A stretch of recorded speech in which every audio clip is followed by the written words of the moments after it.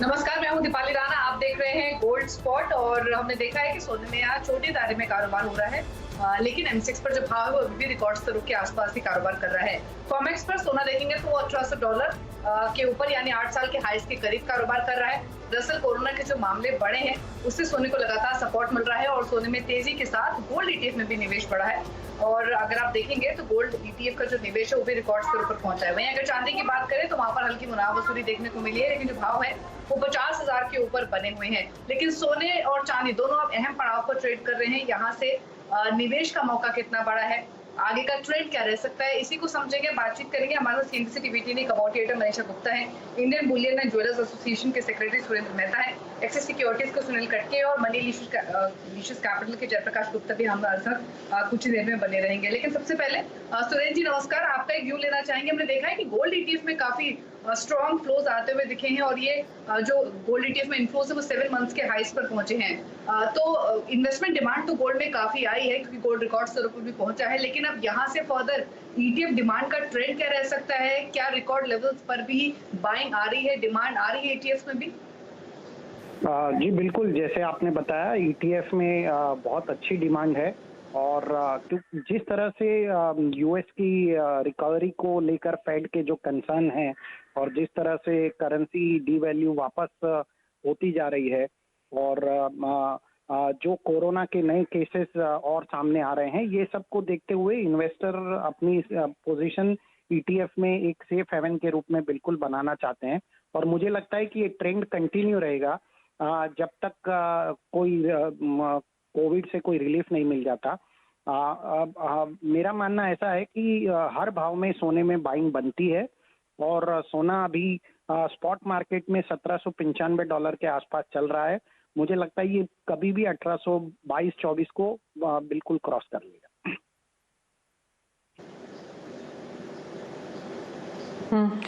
जी हाँ, अगर 1 month future देखें तो डेफिनेटली सोना अभी भी 1800 के ऊपर ही कारोबार कर रहा है और कल की तेजी के बाद कुछ मुनाफा वसूली स्पॉट गोल्ड में यहाँ पर आते हुए देखी है।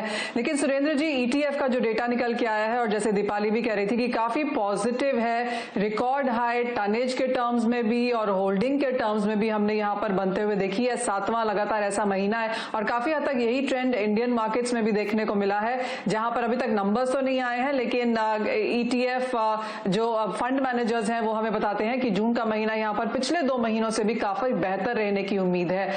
तो अब यहाँ पर इन्वेस्टमेंट डिमांड को लेकर क्या लगता है? क्योंकि ज्वेलरी डिमांड तो शायद वेडिंग तक टोटली यहाँ पर सीमित हो जाएगी, बहुत ज्यादा खरीदार यहाँ पर फिजिकल मार्केट्स में है नहीं। क्या वो सारा का सारा या फिर कितना परसेंटेज आप देखते हैं कि पेपर गोल्ड या फाइनेंशियल इंस्ट्रूमेंट्स की तरफ जाता हुआ नजर आएगा? जी बिल्कुल, अभी जितने भी इन्वेस्टर्स हैं वो पेपर गोल्ड की तरफ या बुलियन की तरफ या ईटीएफ की तरफ या डिजिटल गोल्ड की तरफ ही आकर्षित हो रहे हैं। लोगों का झुकाव फिलहाल ज्वेलरी पे कम है। यदि ज्वेलरी का परसेंटेज देखें तो ज्वेलरी की सेल पिछले साल के मुकाबले लगभग 70% सेल कम है। तो ये आप एक ट्रेंड देख सकते हैं, लोगों को एक सेफ हेवन चाहिए और जब आप 50 लाख रुपए किलो वाली कोई चीज खरीदते हैं तो आपको बहुत सोच विचार के उसमें खरीदारी करनी पड़ती है कि मुझे अगर उसको तुरंत एनकैश करना हो तो मैं कैसे एनकैश कर सकता हूँ। तो जो एचएनआई इन्वेस्टर्स हैं वो भी ईटीएफ की तरफ जा रहे हैं। तो ये ट्रेंड लगातार बनने की संभावना है। बिल्कुल मैरिज सीजन जब शुरू होगी तो हमें लगता है कि धीरे धीरे ज्वेलरी की तरफ भी ट्रेंड बढ़ेगा। जहाँ तक ज्वेलरी मार्केट का सवाल है तो लगभग हमने देखा है कि अब 40 से 50% तक मार्केट ओपन हो चुके हैं और थोड़ी थोड़ी सी डिमांड में बढ़ोतरी होती आ रही है और उसमें थोड़ा वक्त लगेगा, लेकिन तब तक ये इसी प्रकार के पेपर इंस्ट्रूमेंट और फिजिकल बुलियन इंस्ट्रूमेंट ही चलते रहेंगे, ऐसा मेरा मानना है। सुरेंद्र जी, क्लियरली ईटीएफ बाइंग तो यहाँ पर स्ट्रांग है ही। हम जब आपसे लास्ट टाइम बात कर रहे थे तो आपने कहा था कि सोवरेन गोल्ड फंड में भी करीबन 6.5 टन की हमने खरीदारी आते हुए देखी है। जो नेक्स्ट ट्रांच है वो ऑलरेडी अभी यहाँ पर ओपन है, जहां पर इंटरेस्ट बाजार बताता है कि अच्छा खासा रहने की उम्मीद भी है।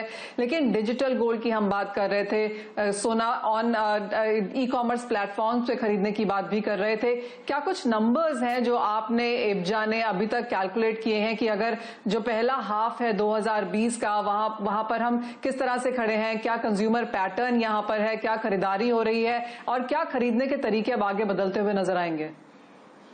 जी बिल्कुल, यदि आप ये देखें तो साफ साफ तौर पे दिख रहा है जिस प्रकार से अप्रैल मई जून 3 महीने में 6.7 टन सोवरिन गोल्ड बॉन्ड बिक चुका है। और हमें लगता है कि जुलाई में जो अभी सोवरिन गोल्ड बॉन्ड का टैंक जो ओपन हुआ है, जो 10 तारीख तक रहने वाला है, उसमें भी लगभग मुझे लगता है 2 से 2.5 टन एडिशन जरूर होगा। तो आप ये क्लियरली एक पैटर्न दिखा रहा है कि लोग सेफ हेवन इन्वेस्टमेंट में इस प्रकार के इंस्ट्रूमेंट की तरफ जा रहे हैं। ज्वेलरी की डिमांड डेफिनेटली, क्योंकि जब आप पंप एंड शो से मैरिज नहीं कर सकते तो डेफिनेटली आप ज्वेलरी की तरफ आकर्षित नहीं होते हैं। लेकिन ये एक टेम्पररी पैटर्न है और इंडिया का जो पैशन है वो ज्वेलरी की तरफ बना रहेगा। लेकिन उसके लिए एक साइकिल कंप्लीट होने की जरूरत है। लोग पहले इसेंशियल कमोडिटी, फिर कंफर्ट और फिर लग्जरी की तरफ बढ़ेंगे। फिलहाल लोग सेफ हेवन की तरफ देख रहे हैं। सेफ हेवन में ईटीएफ और डिजिटल गोल्ड ही सबसे अच्छा विकल्प है। जहां तक डिजिटल गोल्ड के आप नंबर्स की बात कर रहे हैं तो वो नंबर्स अभी तक हम लोगों ने कंपाइल नहीं किए हैं। लेकिन यस, आप ईटीएफ के नंबर्स और फिजिकल बुलियन के नंबर्स और सोवरिन गोल्ड बॉन्ड के नंबर्स बिल्कुल दर्शाते हैं कि लोगों का झुकाव साफ साफ तौर पर बुलियन और पेपर प्रोडक्ट की तरफ। जी, शुक्रिया सुरेंद्र जी बातचीत करने के लिए और अपना आउटलुक देने के लिए। तो ईटीएफ में भारी डिमांड देखने को मिली है और रिकॉर्ड स्तरों पर भी लोगों का जो इंटरेस्ट है वो गोल्ड में बना हुआ है। सुनील कटके और जयप्रकाश गुप्ता भी हमारे साथ बने हुए हैं। जी, गुड मॉर्निंग। पहले तो आप अपना व्यू बताइए, क्या है गोल्ड पर इन लेवल्स पर एक अच्छी तेजी दिखाने के बाद कंसोलिडेट थोड़ा कर रहा है, लेकिन कैसे ट्रेड लेना चाहिए इन लेवल्स पर? जी गुड मॉर्निंग दीपाली। देखिए जो ट्रेंड है गोल्ड के लिए ये बिल्कुल पॉजिटिव बना हुआ है। आप अगर फंडामेंटली देखें तो एक तरफ रिस्क हेवन बाइंग और दूसरी तरफ इक्विटी मार्केट्स न्यू हाई बना रहा है। तो there is something somewhere wrong fundamentally. दोनों पैरेलली एक साथ कंसिस्टेंटली नहीं चल सकते हैं। जो सबसे बड़ा कंसर्न है वो ये है कि हर नेगेटिव न्यूज़ को equity market specially under the carpet brush कर रहा है, जो एक बहुत डेंजरस साइन है। और ये एक परफेक्ट रेसिपी बनता जा रहा है कि गोल्ड का तेजी और आगे के चल के कायम रहेगा। जैसा अभी मेहता जी ने भी बताया कि इन्वेस्टमेंट डिमांड में बढ़ोतरी है, सोवरेन बॉन्ड में एक अच्छा ट्रैक्शन देखने को मिल रहा है। सो इंडिकेटिव है यहाँ पे कि गोल्ड और भी ऊपर जा सकता है। पॉसिबल है कि 2020 में ये $2000 भी दिखा दे।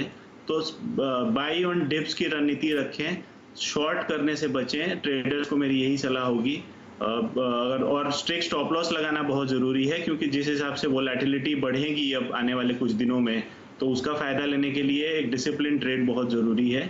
अगेन बाई ऑन डिप्स ही रखें गोल्ड पे। जी हाँ, कोई बिकवाली यहाँ पर सोने में नहीं करनी चाहिए। सेल कॉल्स यहाँ पर है ही नहीं पिछले 3 महीने से। इंट्राडे में ऑफ कोर्स हमने यहाँ पर करेक्शंस आते हुए देखी हैं, लेकिन तब भी एक्सपर्ट्स ने यही कहा है कि आप सोने को खरीद कर चलें। जयप्रकाश, आपका भी व्यू जानना चाहेंगे। अच्छी खासी बढ़त देर रात कल सोने में देखने को मिली। उन स्तरों से हल्की सी मुनाफा वसूली जरूर एमसीएक्स पर है, पर इन लेवल्स पर आप क्या करना चाहेंगे? एक नियर टर्म कैसे सुनील आपसे जानना चाहेंगे। जयप्रकाश की तो हमने अभी व्यू लिया है, सुनील आपसे जानना चाहेंगे अब आपको क्या लगता है सोने और चांदी दोनों में ही इन करंट लेवल्स पे क्या करना चाहिए? जी मनीषा जी गुड मॉर्निंग। मुझे लगता है कि तेजी बरकरार रहेगी सोने में, क्योंकि जितने भी फंडामेंटल्स हम देख रहे हैं, be it short term, medium term और लॉन्ग टर्म पर्सपेक्टिव से, जो अनसर्टेनिटी का माहौल बना हुआ है, मेरे ख्याल से सोने के भाव में इजाफा ही हमें देखने को मिल सकता है। तो डे ट्रेडर पर्सपेक्टिव से अगर हम देखें तो मुझे लगता है कि 48,725 के रेंज में एमसीएक्स पे एक बाई बनाना चाहिए और एक छोटा सा स्टॉप लॉस जरूर मेंटेन कर सकते हैं 48,600 का। और मुझे लगता है कि इंट्राडे में ये तकरीबन 49,000 तक का लेवल्स जो है देखने को मिल सकता है। अगर हम चांदी की बात करते हैं तो मुझे लगता है कि चांदी में थोड़ा मुनाफा वसूली जरूर देखने को मिल सकता है। अभी अराउंड $18.31 के रेंज में कॉमेक्स पे ट्रेड होता हुआ नजर आ रहा है और इंडियन मार्केट में तकरीबन 50,050 के रेंज में ट्रेड होते हुए नजर आ रहा है। बट मुझे लगता है कि डे ट्रेडर के पर्सपेक्टिव से थोड़ा प्रॉफिट बुकिंग जरूर हमें देखने को मिल सकता है। तो यहाँ पे चांदी में 50,100 के रेंज में सेल इनिशिएट करना चाहिए।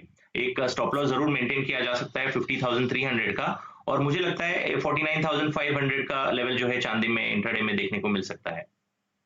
ठीक, चांदी पर व्यू आपको दिया गया, लेकिन अब आगे बढ़ेंगे गोल्ड सिल्वर से क्रूड पर एक नजर डाल लेते हैं। हालांकि आज कीमतों में कमजोरी देखने को मिल रही है, जिस पर जो भाव है वो 1% नीचे ट्रेड कर रहा है, लेकिन जो ब्रेंट के दाम है वो अभी भी $43 के ऊपर बने हुए हैं। कीमतों पर दबाव हमने जरूर देखा है, क्योंकि कोरोना के कारण वापस से डिमांड को लेकर कंसर्न्स बढ़े हैं। इसके अलावा अमेरिका में भी इन्वेंट्री बढ़ने की संभावना है, लेकिन आउटलुक यहाँ पर क्या रखना चाहिए, इस पर बातचीत करते हैं सुनील से। सुनील जी बताइए, 1% के आसपास का जो डिप मिल रहा है इसको कैसे देखते हैं आप, क्या ये एक्सटेंड हो सकता है या फिर खरीद कर चलना चाहिए यहाँ से क्रूड? जी, मुझे लगता है कि जब तक WTI $40 के ऊपर है, एक साइकोलॉजिकल रेजिस्टेंस के ऊपर जो है ट्रेड होते हुए नजर आ रहा है हमें, और इवन ब्रेंट भी $43 के ऊपर ट्रेड होते हुए हमें देखने को मिल रहा है। तो ये टेक्निकल लेवल से अगर हम देखें तो मुझे लगता है कि यहाँ पे अभी भी एक छोटे टारगेट को लेके बाई बनता है। 3030 के रेंज में इंट्राडे में बाई करके चल सकते हैं क्रूड ऑयल MCX पे, 2990 का स्टॉप लॉस मेंटेन करके चल सकते हैं, और मुझे लगता है कि 60 से 70 रुपए का एक टारगेट अपसाइड देखने को मिल सकता है। तो 3100 तक का जो लेवल है हमें देखने को मिल सकता है डे पर्सपेक्टिव से। ठीक है, तो हल्की सी तेजी यहां पर देखने को मिल सकती है, लेकिन नेचुरल गैस के प्राइसेस में हमने निचले स्तरों से यहां पर खरीदारी आते हुए देखी है। इस साल के लोज आई थिंक हम 110-112 के लेवल्स पर बना चुके हैं, और कुछ बुलिश क्यूज पिछले कुछ दिनों में यहां पर जरूर देखने को मिले हैं। जयप्रकाश, यहां से इन करंट लेवल्स पर क्या करने की राय है? देखिए, नेचुरल गैस जैसा मैंने पहले भी कहा है आपके शो पे कि थोड़ा स्पेकुलेटिव कमोडिटी है, बहुत वाइल्ड वोलेटिलिटी रहता है इसमें, लेकिन जो ट्रेंड बन रहा है वो हो सकता है यहाँ पे लोअर लेवल्स पे वैल्यू बाइंग के तौर पे यहाँ पे लोग आ रहे हैं खरीदने। तो पॉसिबिलिटी है यहाँ पे 148-150 का लेवल MCX प्राइसेस में दिखा दे कुछ दिनों के सेशंस में। तो बाई ऑन डिप्स की इसमें भी रणनीति रखनी चाहिए मेरे ख्याल से। 135 का स्ट्रिक्ट स्टॉप लॉस रखें, करंट लेवल्स पे भी लिया जा सकता है 148 के टारगेट के लिए। चलिए, अभी तक सारे खरीदारी की राय यहां पर निकल के आई है हमारे एक्सपर्ट से, लेकिन अब बात करेंगे मेटल्स की, जहां पर कुछ प्रेशर है। पिछले हफ्ते हमने स्टील में 6 हफ्ते के हाईज बनते हुए देखे थे, वहां से कुछ मुनाफा वसूली है। आयरन ओर में दबाव है। बेस मेटल्स की अगर बात करें तो कॉपर भी अपने 5 महीने के हाई से थोड़ा सा नीचे उतरा है। निकल और जिंक में भी कुछ मुनाफा वसूली देखने को मिली है।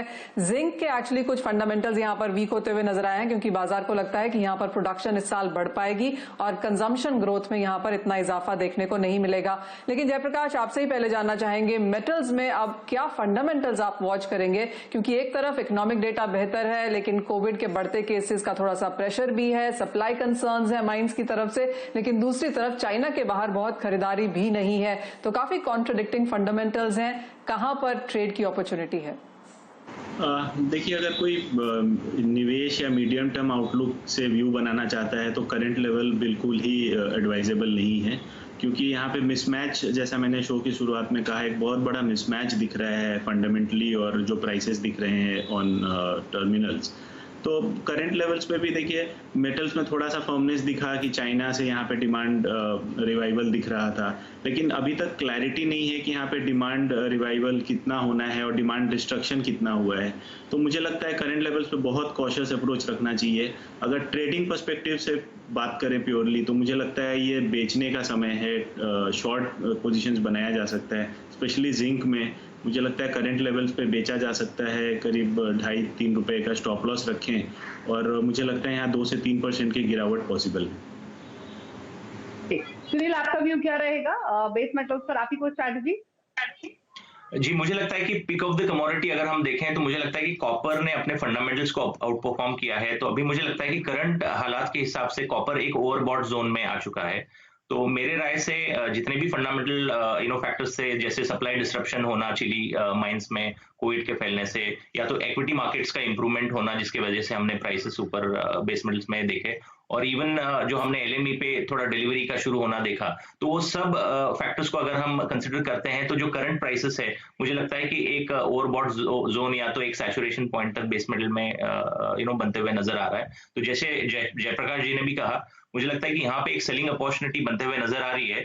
तो कॉपर में मुझे लगता है कि इंट्राडे पर्सपेक्टिव से 474 के रेंज में एक सेल इनिशिएट करना चाहिए, और मुझे लगता है कि इनफैक्ट एक बार 2 रुपए का स्टॉप लॉस मेंटेन करके 470 तक का एक रेंज हमें जरूर देखने को मिल सकता है। बट अगर हम पोजिशनली देखें, जैसे स्टिमुलस पैकेज की बढ़ने की बात हो रही है, तो मुझे लगता है कि 470 के रेंज में आता है, तो एक पोजिशनल व्यू 10-15 दिन के लिए बाई इनिशिएट किया जा सकता है। फिर से हमें 480 तक का टारगेट जो है देखने को मिल सकता है। तो डे पर्सपेक्टिव से 3-4 रुपए के लिए सेल कर सकते हैं, बट 10 दिन के पर्सपेक्टिव से अगर मैं रेकमेंड करूंगा तो 470 के रेंज में बाई किया जा सकता है और 480 तक का टारगेट लिया जा सकता है। आपसे बेचने की पोजीशन बना सकते हैं 3-4 रुपए के टारगेट के लिए, लेकिन अगर 10 दिन का नजरिया है तो खरीदारी करें ऑन डेप्थ कॉपर में। एक ब्रेक के लिए यहाँ पर रुक रहे हैं, लौटेंगे पैकेजिंग कमोडिटीज पर हमारा फोकस रहेगा जब वापस आते हैं।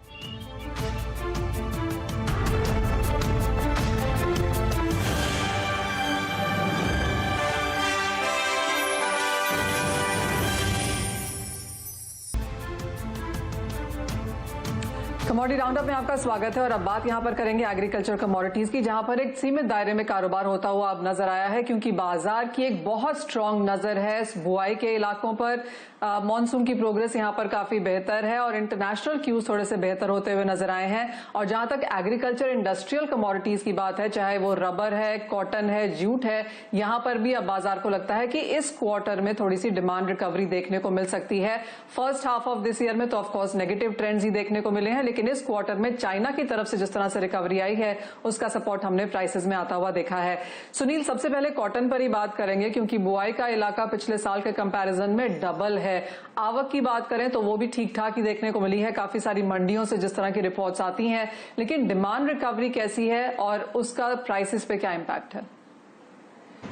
है कि डिमांड फ्रंट पे अभी भी कंसर्न है, बिकॉज जितने भी स्पिनिंग मिल्स हैं वो फुल कैपेसिटी पे काम नहीं कर रहे हैं बिकॉज ऑफ द लॉकडाउन, तो एक लिमिटेड कैपेसिटी पे काम कर रहे हैं। अगर हम वैसे ओवरऑल ग्लोबल लेवल पे देखें तो मुझे लगता है कि एक्सपोर्ट ऑर्डर्स अभी आने धीरे धीरे शुरू हो जाएंगे, तो प्राइसेस में थोड़ा बहुत रिकवरी हमें ऑलरेडी इंटरनेशनल प्राइसेस में देखने को मिल रहा है। बट डोमेस्टिक अगर मार्केट की बात करें तो लॉजिस्टिक कंसर्न्स हैं और जो मिल्स हैं वो अभी फुल कैपेसिटी पे काम नहीं कर रहे हैं, तो उस वजह से जो है मंडी फ्रंट पे डिमांड में जो कटौती है, जिसकी वजह से माल जो है अभी भी मंडी में पड़ा हुआ है। तो मुझे लगता है कि आने वाले समय में, जैसे आपने भी बताया, कि प्राइसेस में थोड़ा इजाफा जरूर देखने को मिल सकता है as and when we start seeing जो जिनिंग मिल्स वगैरह हैं उनका कैपेसिटी बढ़ने का जो हम एक्सपेक्ट कर रहे हैं, तो उससे प्राइसेस में इजाफा जरूर देखने को मिल सकता है। मुझे लगता है 16,000 के रेंज में कॉटन जो है एक डिसेंट बाई प्रोस्पेक्ट बनता है, और मुझे लगता है कि आने वाले समय में ये 16,800 से लेके 17,000 तक का रेंज जो है देखने को मिल सकता है। जयप्रकाश, पूरी ही एडिबल ऑयल स्पेस में हमने लगातार तेजी देखी और जिस दिन भी छोटा मोटा डिप मिलता है तो अच्छे बाइंग इंटरेस्ट आते हैं। आज भी अब देखिए रिफाइंड सोया ऑयल, सोयाबीन, यहाँ भी आधा से 1% का उछाल देखने को मिल रहा है। क्या व्यू है इस पूरे ही पैक पर, और कोई ट्रेड लेना हो तो किसके साथ है आपका कन्विक्शन? देखिए, जो कंजम्पशन थीम है वो अभी भी बरकरार है, तो यहाँ पे ऑयल कॉम्प्लेक्स में यहाँ पे डिमांड ज़रूर है। दूसरी तरफ यहाँ पे जो रुपये में वीकनेस है उसका भी एक बेनिफिट मिलेगा आगे चल के। तो मुझे लगता है यहाँ पे सोया और क्रूड पाम ऑयल दोनों एक अच्छा बेट नज़र आ रहा है। करंट लेवल से भी बाई करके चला जा सकता है, करीब 2 से 3% का अपसाइड एक्सपेक्टेड है इसमें।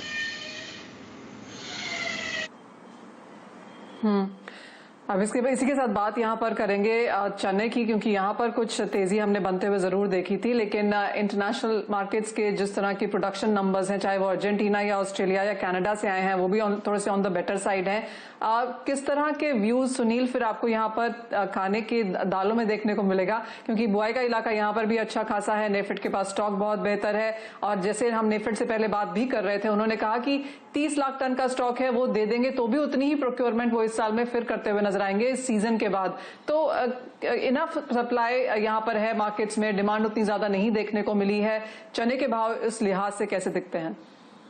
जी, मुझे लगता है कि प्राइसेस ऑलरेडी चने के डिस्काउंटेड प्राइस में ट्रेड हो रहे हैं। अगर हम देखें एमएसपी से अच्छी खासी लोअर रेट पे चने के भाव हमें देखने को मिल रहे हैं, तो मुझे लगता है कि डिमांड यहाँ पे धीरे धीरे बढ़ते हुए नजर आ रहा है, क्योंकि गवर्नमेंट की तरफ से थोड़ा बहुत पुराना माल जो बेचने की वजह से प्रेशर आ रहा है, जिसकी वजह से प्राइसेस यहाँ पे होल्ड कर रहे हैं। बट जैसे आपने बताया, फिर से प्रोक्योरमेंट शुरू हो जाएगी, क्योंकि गवर्नमेंट की तरफ से तकरीबन 2 मिलियन मेट्रिक टन तक का खरीदारी का अंदेशा है, और इवन दालों को जब तक कोरोना का ये लॉकडाउन का सिचुएशन खत्म नहीं होता है तब तक वो फ्री डिस्ट्रीब्यूशन भी है, तो इसका मतलब गवर्नमेंट की तरफ से अच्छी खासी खरीदारी जो है हमें देखने को मिल सकती है। और इसके अलावा इवन ट्रेडर्स के फ्रंट पे डिमांड जो है हमको मंडी से आते हुए नजर आ रहा है। जैसे एसेंशियल कमोडिटीज गुड्स एक्ट की वजह से भी जो रिस्ट्रिक्शंस थे वो थोड़े अभी ईज आउट हो रहे हैं, तो वहां प्राइस पॉजिटिव इंपैक्ट उसमें देखने को मिल सकता है। तो डे पर्सपेक्टिव से मुझे लगता है कि 4140 के रेंज में बाई इनिशिएट करना चाहिए, 4110 का एक स्टॉप लॉस मेंटेन करें, और मुझे लगता है 4190 तक का एक बार लेवल चने में देखने को मिल सकता है। खरीदारी की पोजीशन बना सकते हैं 4190 के टारगेट के लिए, 4110 का एक स्टॉप लॉस आपको रखना है। इसके अलावा सोयाबीन पर आपका व्यू क्या है सुनील? आधा % के आसपास की बढ़त हम देख रहे हैं सोयाबीन में अभी, कैसे ट्रेड लेना चाहिए इसको? जी, मुझे लगता है कि सोयाबीन का उतना फंडामेंटल स्ट्रांग न्यूज नहीं है आने वाले समय में, क्योंकि सोया मील का डिमांड जो है थोड़ा कम है, और इवन एडिबल ऑयल कॉम्प्लेक्स में जो प्राइस में जो प्रेशर हमको देखने को मिला है, उसका इम्पैक्ट जो है सोयाबीन के ऊपर भी हमको देखने को मिल सकता है। तो मुझे लगता है कि एक रेंज के दायरे में ट्रेड होगा, तो 3750 के रेंज में एक सेल इनिशिएट किया जा सकता है डे पर्सपेक्टिव से। 3780 का एक स्टॉप लॉस मेंटेन करें और मुझे लगता है 3700 का लेवल जो है हमें सोयाबीन में देखने को मिल सकता है। बात अब यहाँ पर करना चाहेंगे ग्रेन्स की, क्योंकि चावल में इस बार एक्सपेक्टेशन है कि हम रिकॉर्ड फसल होता हुआ देखेंगे। बुआई के इलाके में अच्छा खासा इजाफा है और पिछले साल अगर 117 मिलियन टन का चावल की पैदावार हुई थी तो इस बार 120 मिलियन टन का यहाँ पर अनुमान लगाया जा रहा है। वही हाल काफी हद तक गेहूं का भी है। अच्छी खासी फसल इस बार हमने होते हुए देखी थी। रबी में सरकार के पास यहाँ पर पर्याप्त स्टॉक भी है। तो जहां तक ग्रेन्स फूड सीरियल्स की बात है सुनील, सरकार के पास पर्याप्त स्टॉक है। गेहूं भाव हमने इनिशियली बहुत ऊपर जाते हुए देखे थे, लेकिन उसके बाद यहां पर स्थिरता है। चावल में अब यहां पर धीरे धीरे हमने बढ़त आते हुए देखी है, क्योंकि अंतर्राष्ट्रीय बाजारों में फसल कम है। भारतीय बाजारों में डोमेस्टिक इन हाउस कंजम्पशन यहां पर अच्छी खासी बढ़ते हुए नजर आई है। एक्चुअली इंडस्ट्री तो ये मानती है कि इन हाउस कंजम्पशन में 20 से 22% का इजाफा हम इस साल आता हुआ देखेंगे। तो यहां पर काफी क्लियर ट्रेंड्स हैं ड्राई फूड्स को लेकर। इन दोनों ही फूड ग्रेन्स के बारे में आगे जाके अब क्या अनुमान है? जी, मुझे लगता है कि धीरे धीरे डिमांड का जो है एक बार बढ़त हमको देखने को मिल सकता है। जैसे जैसे डोमेस्टिक कंजम्पशन की बात करें, मुझे लगता है कि अभी रेस्टोरेंट्स वगैरह को भी ओपन अप होने का मौका मिल जाएगा और धीरे धीरे डोमेस्टिक मंडियां भी और इवन जो ट्रांसपोर्टेशन के कंसर्न्स थे वो भी मेरे ख्याल से एक लेवल तक कंट्रोल हुए हैं। तो डिमांड में जैसे आपने भी बताया 20 से 25% इजाफा हमें जरूर देखने को मिल सकता है। हालांकि इस बार का मानसून का सिचुएशन अच्छा है, बट मुझे लगता है कि जो डिमांड आएगी उसकी वजह से प्राइसेस को सपोर्ट जरूर देखने को मिलता है, क्योंकि ज्यादातर कमोडिटीज बॉटम्ड आउट हैं। तो मुझे लगता है कि ग्रेन्स के भाव में भी एक बहुत तेजी से तो नहीं बोलूंगा, बट ग्रेजुअल हमें इंप्रूवमेंट जरूर देखने को मिल सकती है नियर टर्म में। जी चलिए, शुक्रिया जयप्रकाश और सुनील आप दोनों का शो में आने के लिए और सभी कमोडिटीज पर अपना व्यू देने के लिए। लेकिन ब्रेक में जाने से पहले बात करेंगे सिंधी से आवाज की मुहिम की, जो हम एनएससी के साथ मिलकर लाए हैं और इस मुहिम का नाम है इन्फॉर्म्ड इन्वेस्टर। आज हम आपको बताएंगे कि केवाईसी क्यों जरूरी है, कि भरोसेमंद प्लेटफॉर्म पर जाकर अपनी डिटेल्स आपको अपडेट करनी होती है। केवाईसी में आपको अपना मोबाइल नंबर, अपना ईमेल आईडी, ये तमाम जरूरी जानकारी देनी होती है, ताकि जब डॉक्यूमेंट कोई भी आपके लिए आए तो वो सही पते पर या फिर सही ईमेल आईडी पर पहुंच सके। पैन और आधार के जरिए सभी निवेशों को जोड़ने में मदद मिलती है केवाईसी में। तो इसीलिए केवाईसी कराना बहुत जरूरी है, क्योंकि अपडेटेड जो केवाईसी है वो धोखाधड़ी की संभावना को कम करता है। तो अगर आप निवेश करते हैं, बाजार से जुड़े हुए हैं और अब तक केवाईसी नहीं कराया है तो केवाईसी कराना जरूरी है। चलिए इसी के साथ कमोडिटी राउंड अप, लेकिन ब्रेक के उस पार आप देख सकते हैं वायदा बाजार का पूरा एक्शन फ्यूचर एक्सप्रेस पे। नमस्कार।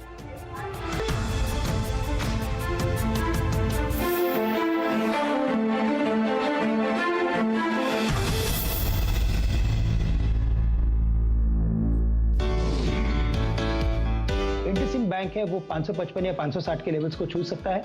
ट्रेड एट 3 में इसे बाय करके चले। यहाँ पे हमें स्टॉप लॉस थोड़ा बड़ा रखना है, क्योंकि स्टॉक वॉलेटाइल है लेकिन टारगेट्स भी बड़े हैं। तो पिछले जो 15-20 मिनट में एक्शन देखा है तो वहाँ बहुत जबरदस्त तरीके से लॉन्ग बिल्डअप देखने मिला है और इंस्टीट्यूशनल साइड का लॉन्ग बिल्डअप है, ऐसा डीलिंग रूम्स बता रहे हैं। तो यहाँ BTST करके चले। तो निफ्टी में देखिए आज इंडसइंड बैंक योगदान दे रहा है और ये कल का हमारा BTST आइडिया भी था। आखिरी सौदा जरूर देखा करिए। देखिए जो भी गेस्ट आ रहे हैं हम उनसे एक टॉप कॉल लेते हैं। ट्रेड एट 3 श्रीकांत ने आपको वहां पर दिया था।